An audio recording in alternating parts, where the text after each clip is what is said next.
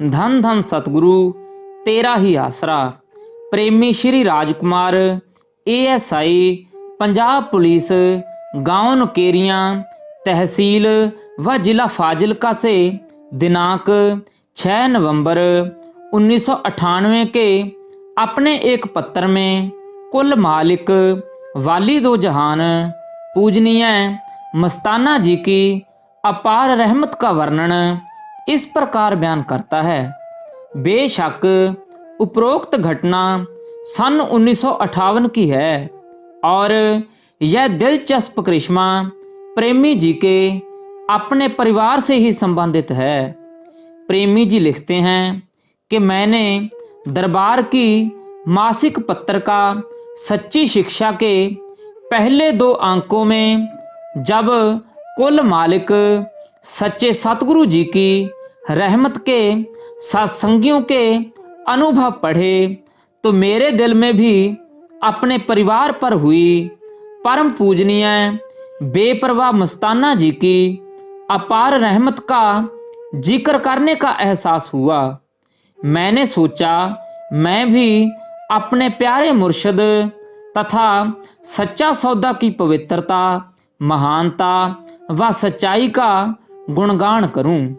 वैसे तो कुल मालिक परम पूजनीय सतगुरु परम पिता जी की महिमा का गुणगान करना अति असंभव है। अपने मुर्शद के अपार गुणों को कागज के चंद टुकड़ों पर बयान किया ही नहीं जा सकता। जैसे उपरोक्त कथन के बारे में परम संत कबीर साहब जी तो यहाँ तक फरमाते हैं, सब समुंद की मासी करूं, लेखन सब बनराए, धरती का कागज करूं, गुरु गुण लिखा न जाए। परंतु फिर भी सेवक को अपने सतगुरु के गुण ही गाने चाहिए। गुरु गुरु गुरु गुण गा, भावे कट्टे वांगू अरड़ा। इसलिए कुल मालिक वाली दो जहान दाता जी ने हमारे परिवार पर जो अपनी अपार रहमत की है उसी द्वारा ही मैं प्यारे दाता जी का गुणगान करता हूँ। सन 1958 की बात है।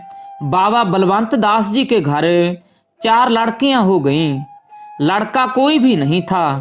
लड़का न होने के कारण रिश्तेदार और संबंधी आदि बलवंत दास की दूसरी शादी के बारे में सोचने लगे। इससे माता जट्टो बाई बहुत परेशान रहने लगी। जब इस बात का पता जट्टो बाई की माता को चला तो वह भी बहुत चिंतित हो उठी। बाबा बलवंत दास जो कि माता जट्टो बाई का पति है, वह आरंभ से ही साधु स्वभाव का इंसान है। घर में केवल लड़कियां ही पैदा हुई हैं या इतनी ज्यादा जमीन जायदाद का वारिस कौन बनेगा, वह ऐसी बातों से निश्चिंत था। परंतु रिश्तेदार आदि उसकी दूसरी शादी के बारे में भागा दौड़ी कर रहे थे। इधर माता जट्टोबाई की माता जीवाबाई भी बेचारी यह चाहती थी कि मेरी लड़की के यहाँ अगर एक लड़का पैदा हो जाए तो उसका घर आबाद हो जाएगा। इसलिए उसने भी बहुत भागा दौड़ी की। कई चेलों व भेषधारी साधुओं की चौकियां भी भरती रही और धागे तावीज आदि लाकर अपनी लड़की को देती रही, परंतु सब बेअसर, कोई फायदा नहीं हुआ। इससे माँ बेटी की चिंता और बढ़ गई कि अब मेरी बेटी का घर उजड़ जाएगा। वह अपनी छोटी छोटी 4 लड़कियों को लेकर कहाँ पर रुलेगी। एक दिन बड़ी माता जीवाबाई अपनी बहन को मिलने के लिए सुचान कोटली जिला सरसा में आ गई। सुचान कोटली सरसा से केवल 12 किलोमीटर की दूरी पर हिसार दिल्ली रोड पर स्थित है। माता जीवाबाई की चिंता का जब उसकी बहन को पता चला तो वह अपनी बहन को लेकर सच्चा सौदा दरबार में आ गई। अपनी बहन के यह बताने पर कि सच्चा सौदा में परम पूजनीय बेपरवाह शाह मस्ताना जी महाराज रहते हैं, जो कि पूर्ण फकीर हैं। इस प्रकार माता जीवाबाई अपने मन में अपनी लड़की के लिए पुत्र की कामना लिए यह अरदास करते हुए दरबार में आ गई कि सच्चे पातशाह जी, आप पूर्ण रब्बी रूहानी फकीर हैं, मेरी लड़की पर अपनी कृपा करें, एक लड़का बख्शकर उसे बर्बाद होने से बचा लें। परम पूजनीय साईं जी डेरे के प्रांगण में मूढ़े पर विराजमान थे। उस समय 20-25 सत्संगी प्रेमी पूज्य बाबा जी की पावन हजूरी में बैठे थे। यहाँ पहुंचकर वे दोनों बहनें चुपचाप संगत के पीछे आकर बैठ गईं। कुछ देर के बाद परम पूजनीय बेपरवाह शाह मस्ताना जी महाराज ने पवित्र मुख से वचन फरमाया, यहाँ पर जो फाजिलका की तरफ से एक बीबी आई है वह आगे आ जाए। यह वचन सुनकर माता जीवाबाई के शरीर में एक अद्भुत सी झुंझुनी हुई। वह हैरान थी कि अभी तो हमने अपने दिल की बात किसी के आगे प्रकट भी नहीं की।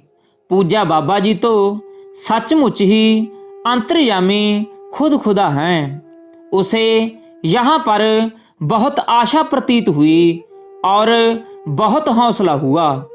माता जीवाबाई उठकर पूज्य बाबा जी के मूढ़े के पास जाकर बैठ गई और अपने अंदर की सारी सच्ची सच्ची बात बयान कर दी कि मेरी एक ही बेटी है, मेरे 2 लड़के हुए थे जो जवान अवस्था में शरीर छोड़ गए। अब मेरी लड़की के 4 लड़कियां हैं, लड़का कोई नहीं है।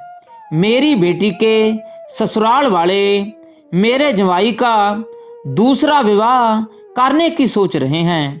मेरा जवाई मालिक को मानने वाला साधु स्वभाव का लड़का है, परंतु रिश्तेदार टिकने नहीं देते कि इतनी बड़ी जमीन जायदाद का कोई वारिस नहीं है।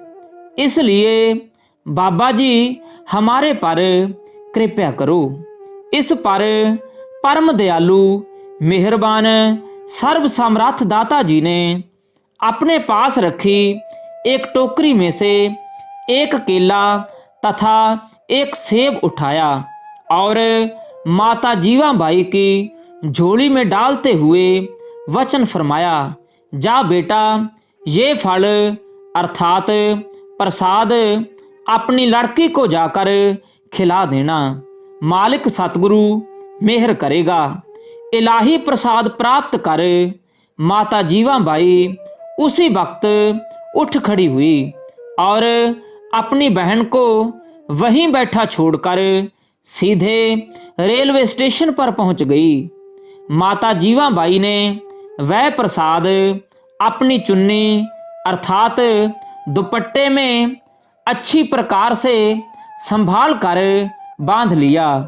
वह गाड़ी में सवार होकर अपनी लड़की के पास गांव नुकेरिया पहुंच गई और वहां तक पीछे मुड़कर भी नहीं देखा। उसने वह दोनों फल उसी वक्त अपनी लड़की को खुद पास बैठाकर खिला दिए।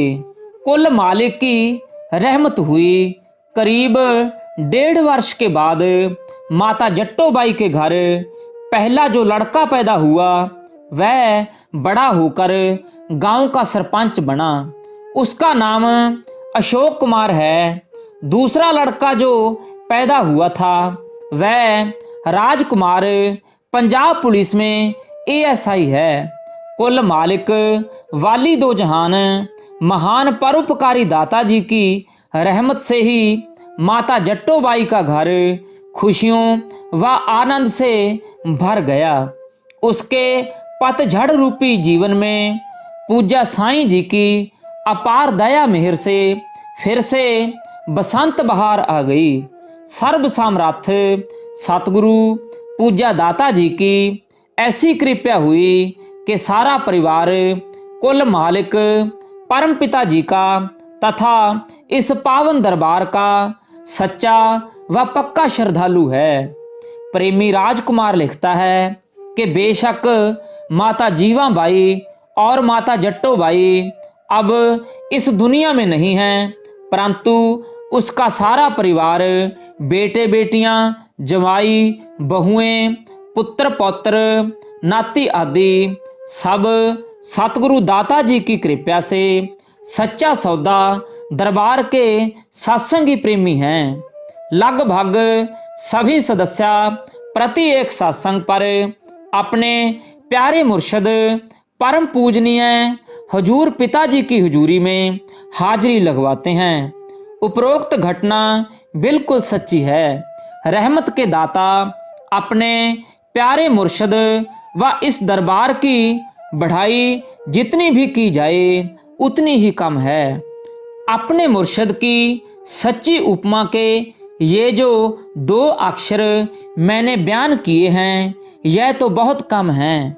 सचमुच ही मुर्शद सतगुरु कुल मालिक की बढ़ाई मेरे जैसा अल्प बुद्धि बंदा कर ही नहीं सकता। मैं अपने मुर्शद के ऐसे महान उपकारों के लिए अत्यंत आभारी हूँ। बदला चुकाएं दाता कैसे प्यार का, पतझड़ को बनाया मौसम बहार का, पतझड़ को बनाया मौसम बहार का।